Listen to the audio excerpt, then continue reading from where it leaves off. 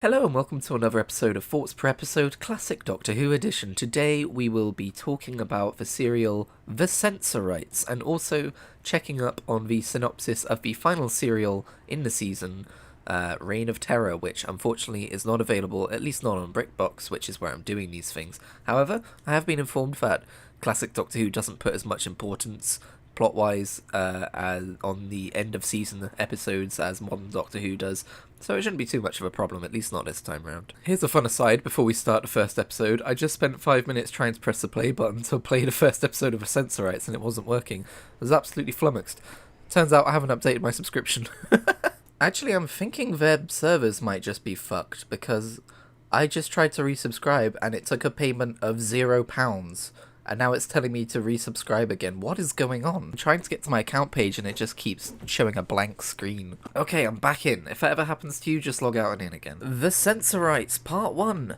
Strangers in space. The crew on board a spaceship have been trapped in a state of permanent paralysis. The episode starts with an expositionary retelling of the story so far. They're like, oh, we've had some adventures, haven't we? Oh, this all started in the junkyard. Oh, remember when we went to prehistoric times and we met the Daleks and all that stuff. Oh, haven't we all changed? Look at how much our characters have developed. Obviously, this was long before the time of on-demand telly, so I guess they would kind of do this every now and again to onboard new viewers to be like, hey, this is what's happened, this is what's going on. Now, correct me if I'm wrong, but I think the show was filmed, it would have been aired, episodes of this would have been aired before the season had finished filming, right? I think, so maybe, they're doing this in response to, ratings, maybe they've seen that loads of people are watching, maybe more people watch later episodes and they need to recap. It felt very unnatural in terms of dialogue, though, I must say. I like how the Doctor just throws in that he quarrelled with Henry VIII in an adventure that we didn't see off screen.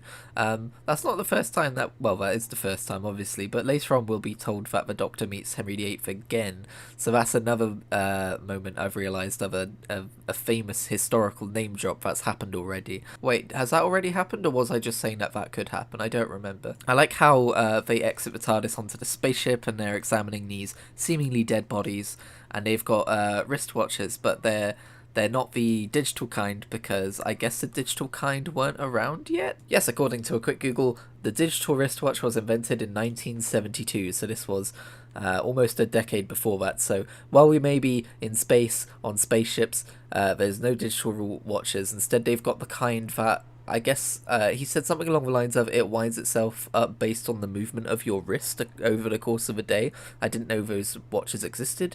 Maybe they didn't, maybe it's a purely sci-fi invention. It's interesting that when they resuscitate the pilots, I guess, of this spaceship, they ask them, they talk a little bit about, oh yeah, we come from Earth as well, but, they don't explicitly say they're time travelers, the pilots just work it out, which kind of implies that time travel isn't an unknown in the 28th century. Now, this is something I've always kind of been upset with Doctor Who, is that they never establish a canon timeline. For instance, I'm, fairly certain that we could revisit a 28th century time period and the humans would have a completely different type of technology and understanding of if time travel exists and stuff like that. There's no, as far as I'm aware, there's no general, okay, if we're going to do an episode around this period of time, we need to keep aware that this is the law we've already set up for the humankind in this period of time, you know what I mean? Of course, time can be rewritten, this is a time travel show after all, but you know what I mean, though. But we are in the 28th century. We've been informed that the lower half of England is now called Central City. London hasn't existed for a while. I do love those offhand expositionary details of, yeah, that's funny, we haven't called it London for a long time. That's some of my favourite shit in Doctor Who stories. Of course, the story isn't just based on a chinwag with people from the future, though. It's based on the fact that they are being held captive by the mind-controlling Sensorites for reasons unknown. We do see one of these Sensorites towards the very end of the episode, outside the spaceship window, as you do, and, they look very alien. I thought it might be spookier if they hid their visual representation for a while longer, like if the Sensorites could literally control them from afar, then why not have most of the episodes take place without knowing what the true enemy looks like? That could be kind of cool.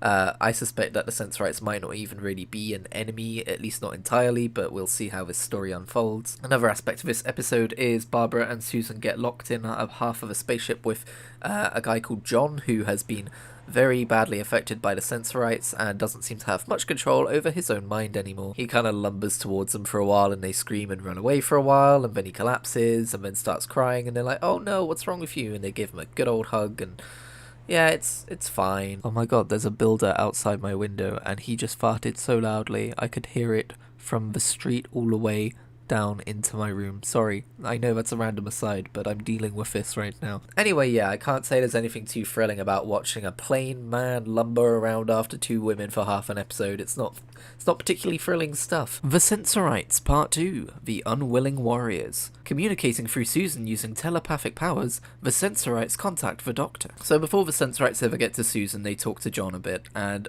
what I really like is whenever John is talking back to the Sensorites, he spikes the camera, and he does it with like this really kind of horrified, worried face. I think it's really effective. I like it a lot. It draws the viewer in and makes it feel like they're seen by someone who should not see them. It makes them feel something similar to what John must be feeling. I found it interesting that Barbara and Susan were able to mentally defy the Sensorites by thinking the same thing.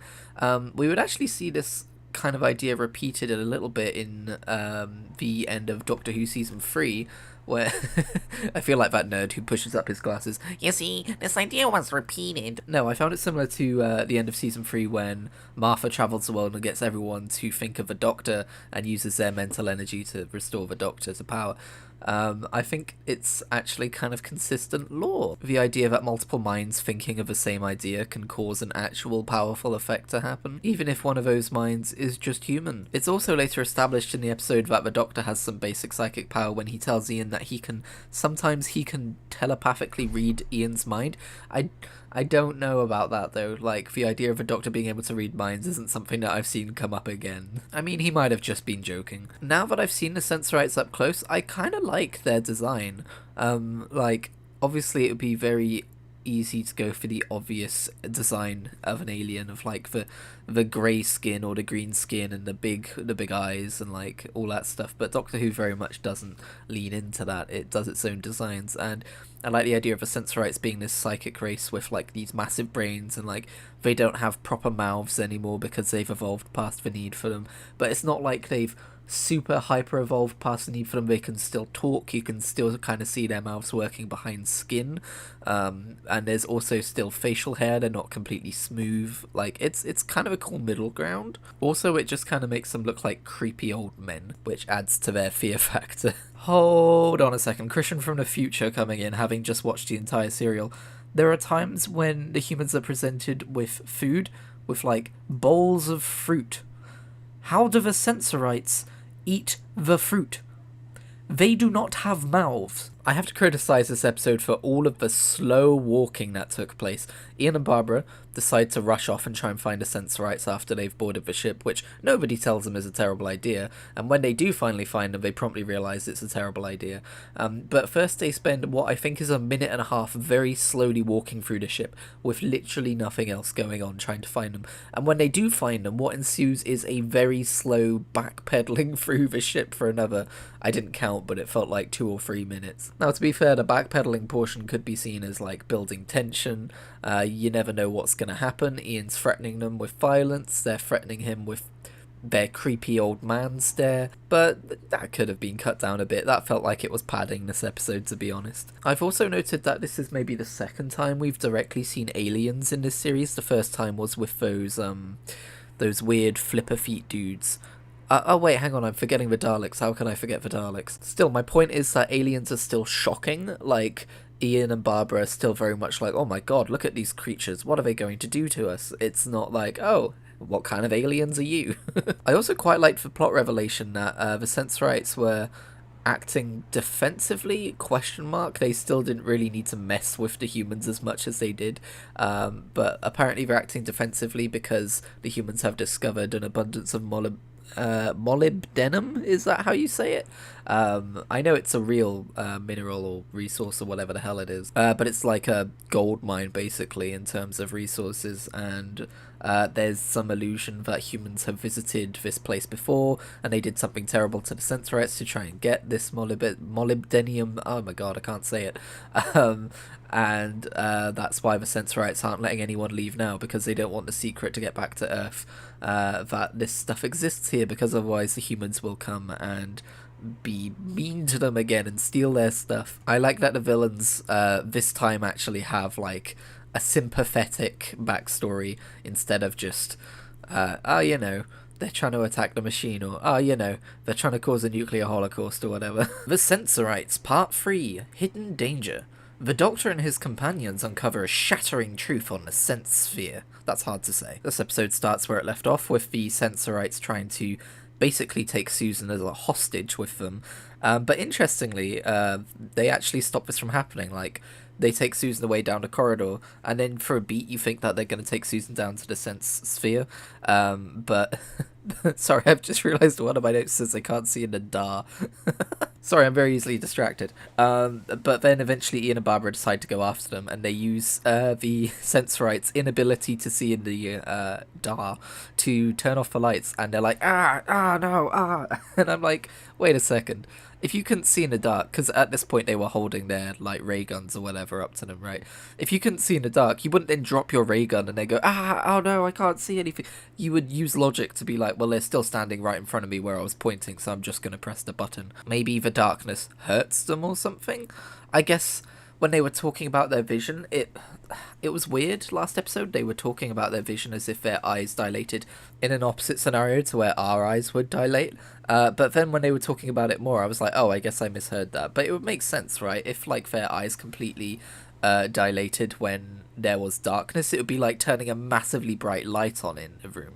And at that point, I can imagine dropping your gun and going, my eyes, and all that kind of thing. We are led to believe that this argument between the Doctor and Susan is their first ever argument in all of their travels, and I kind of don't believe that, but okay. I mean, remember episode 1 when she was arguing about letting Ian and Barbara leave the TARDIS?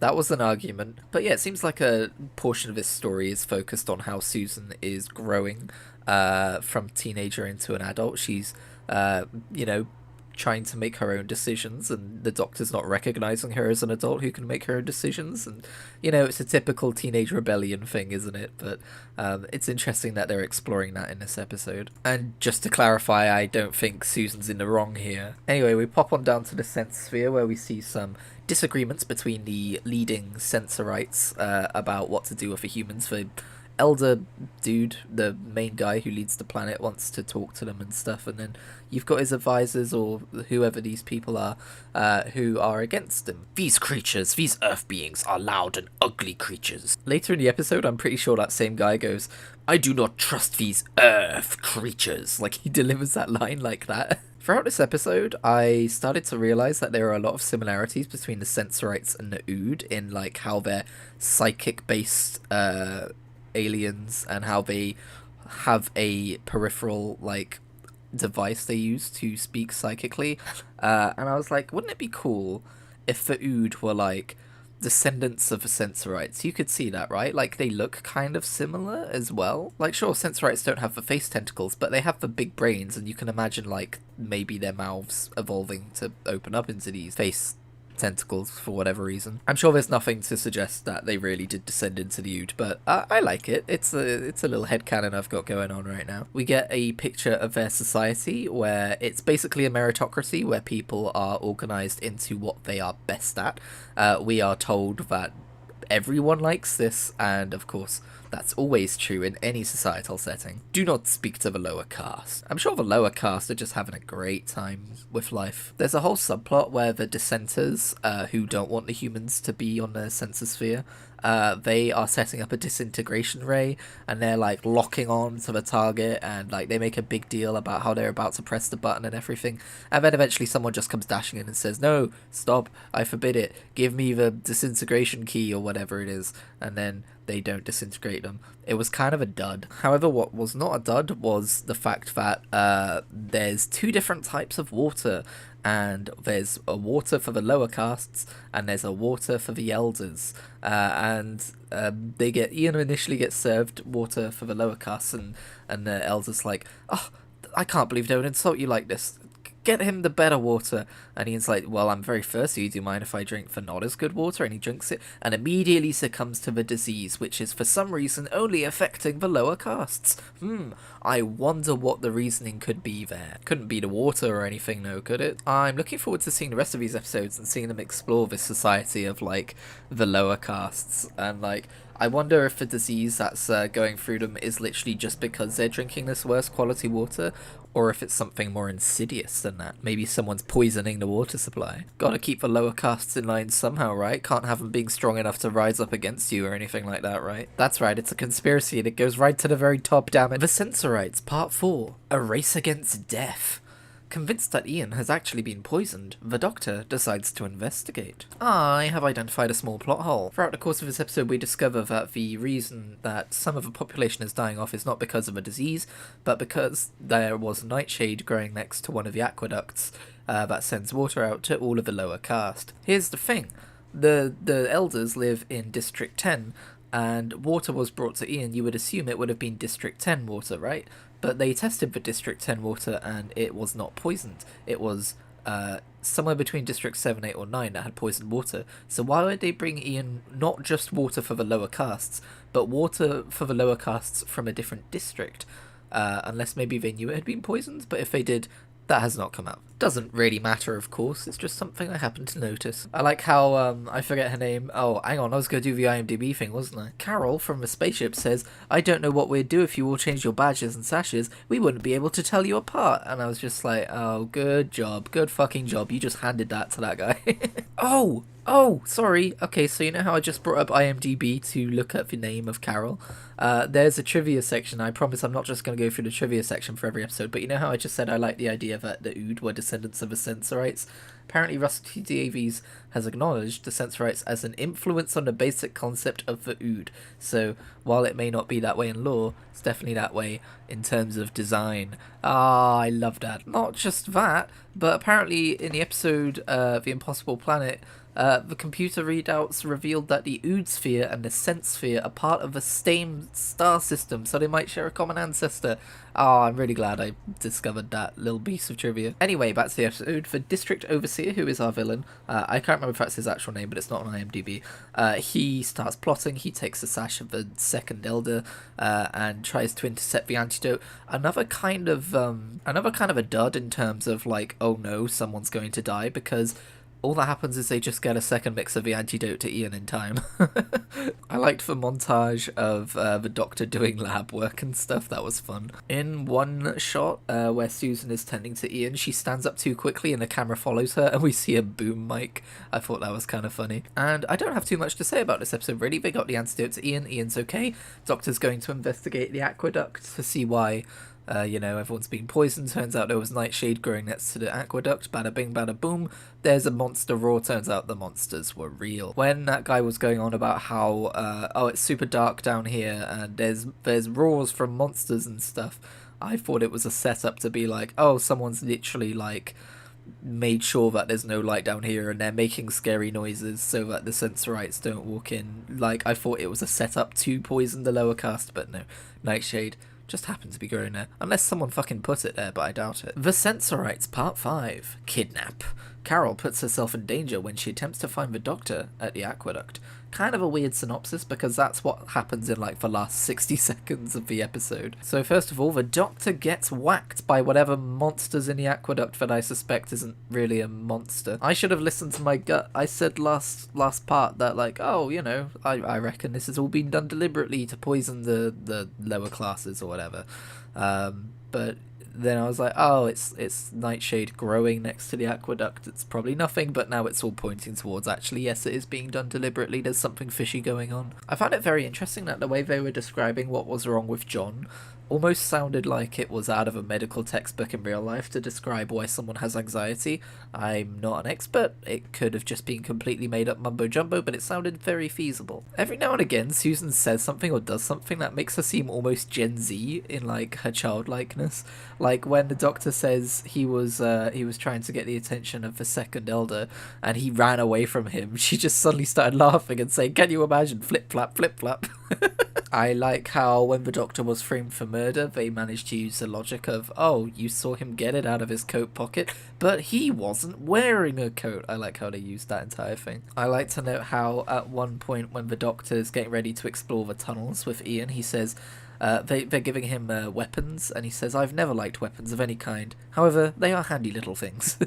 I've been wondering how well his pacifism's going to hold up in terms of old episodes. So far, we haven't seen a huge amount of it because he's not really the one in the centre of the action. But I'm pretty sure they're using these weapons to stun the monster, whatever the monster may be anyway. Although, as we have also learned, those weapons aren't actually going to do anything because they've been tampered with beforehand, as has the tunnel map. And finally, Susan has a lovely little conversation with our recovered John about what's he going to do next. He's like, oh, we're going to give up space travel, we're going to settle down, and we're going to get married. I'm like, yep, one of them is definitely dying. That is the reddest of flags. And wouldn't you know it, Carol immediately gets kidnapped. I don't know if she's necessarily going to die, but that dialogue was definitely put there as like, oh shit, we need people to care about Carol and John suddenly. We haven't really done that so far. The Sensorites Part 6, A Desperate Venture. The Doctor and Ian discover the identity of the strange creatures that poisoned the water. Now, if I was Carol and I'd just been kidnapped and forced to write a letter to John, I would have spelt his name wrong as like a way of alerting him. Like, she didn't know how to spell my name. Obviously, that they figured it out anyway. That wasn't necessary, but I thought that would have been a neat little touch. I do have a question though. Why did they kidnap Carol? I don't know if I missed something, but it seems like they had literally no reason to kidnap Carol, and that was just something that was used in a plot to help them finally figure out who was behind everything when they found Carol. I can't quite remember if she was maybe about to stumble on their lair at the end of the last episode or something. Maybe that's what it was. Again, I apologise if I missed it, but it seems kind of like out of nowhere. I know she was on her way to find the Doctor, maybe that's why, but it seems like they kidnapped her for a reason other than just getting her out of the way. Otherwise they'd have just killed her, right? Now, a couple things about the Doctor and Susan in this episode. First of all, I noticed that they refer to him as a human, at least the Sensorites do. That other human being the Doctor is a sentence that's used. And, of course, this could just be that the Sensorites don't know that he's a Time Lord, because he looks just like the humans. But it could also be the fact that maybe the writers hadn't decided that he wasn't human yet. I was kind of leaning towards this direction. However, later on in the episode, Susan reiterates that she and the Doctor don't come from Earth. She actually describes Gallifrey. She says they come from somewhere with burned orange skies and silver trees. So it's clear that the lore for where they came from is slowly being worked out here, which is pretty cool. Again, though, there's every possibility that at this point in the show they hadn't decided that that wasn't just a future version of Earth, or that they weren't humans who just lived on another planet at a different point in time. Obviously not that important in the grand scheme of things, but it's the kind of thing I like to think about. I was not expecting the monsters living in the tunnels to end up being the original band of humans who first came to the Sense Sphere. That was a legitimate surprise. I thought it was going to be some sort of sound system set up by the Sensorites, the bad ones in this storyline. So that was a pretty interesting reveal. I also quite liked the character of that mad captain who thinks he's at war with the Sensorites, and that they're the enemy, and that he's like really greedy and only here for the molybdenum, and like, you know, when the Doctor raises it, he's like, oh, so you know about that, do you, kind of thing. And I must say, overall with this story, I just really like that it ended up with the humans making friends with the Sensorites. It was a really satisfying ending, to be honest. What can I say? I like a good diplomatic victory. It's a nice change from the last episode, the Aztecs, which didn't really have a happy resolution. It just kind of had a get out of here while we still can resolution. This one was more, we did good, we solved the situation, we made friends. I must admit, I was quite surprised by that sudden cliffhanger ending of Ian making a passing remark of, oh, at least they know where they're going, and the Doctor taking immediate offence to it, and then telling Ian he was going to drop him off at the next stop. This kind of irritates me because they've already had their discussions about this matter. They're supposed to have already hashed this out, and over the course of the entire season, I'd like to believe that they've become quite good friends, right? Like the entire TARDIS crew together, and yet the first minor insult the Doctor receives about his navigational abilities, which, let's face it, have been less than stellar, he tells Ian he's gonna kick him off the fucking ship. Like, come on, dude. Now, given that Ian is in the thumbnail for the first episode of Season 2, I know that the next episode is not his last. However, the next, I guess I should say, serial is not on BritBox, so we're going to take a peek at that synopsis. One last thing before we stop talking about the Sensorites, though. One last thing I saw in the trivia section, which I think I actually am going to look at the end of every serial now, because I think it would be kind of cool for me to react to some of the facts that I didn't know about in the actual video. According to IMDb, Peter Newman based this story on time he spent in a Japanese prisoner of war camp in World War II, which... It's interesting, isn't it? Like, on a surface level, you look at this episode and you're like, oh yeah, it's all space, it's all sci-fi, it's all aliens and stuff like that. But when you look at the meat and potatoes of what the plotline actually is, you can totally see that being the case. Anyway, let's look at the synopsis for, I've forgotten what it's called, the next episode in this wacky series. BritBox would have me believe this was the last episode of season 1, but we all know that's not the case. The last serial that we are missing on BritBox is called The Reign of Terror. The TARDIS crew arrive outside Paris in 18th century France. Ian, Barbara and Susan are captured and taken to Paris to be guillotined. Ian's cellmate tells him that there is an English spy highly placed in the French government, who is now being recalled to England. Barbara and Susan are rescued and taken to a safe house, where they are told that they will be smuggled out of France through an escape chain. Ian escapes his cell and finds Barbara and Susan. The Doctor reaches Paris and imitates a regional officer of the provinces, and stays in the prison overnight. Barbara and Susan are later captured and taken to the prison, where they find the Doctor. The Doctor leads a oh my god, I don't know how to say this word, conciergerie to the English spy, where Ian relays a message revealing where a conspiracy against Maximilien Robespierre will take place. Sorry, I'm not familiar with that person. The spy arranges Susan's release from prison. The coup against Robespierre has begun.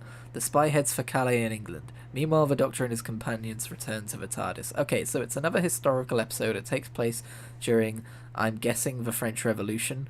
I'm not familiar with the French Revolution, so excuse me if I got that completely wrong. Sounds like it could have been pretty fun. The plot of the storyline, that is, not the French Revolution.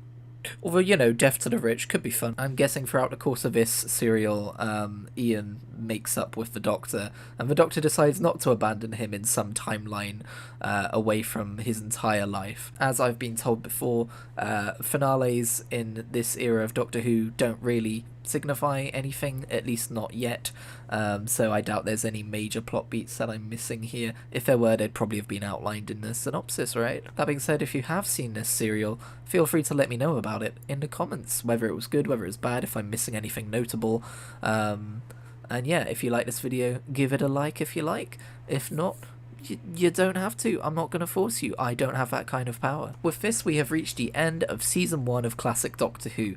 We only have 21 to go.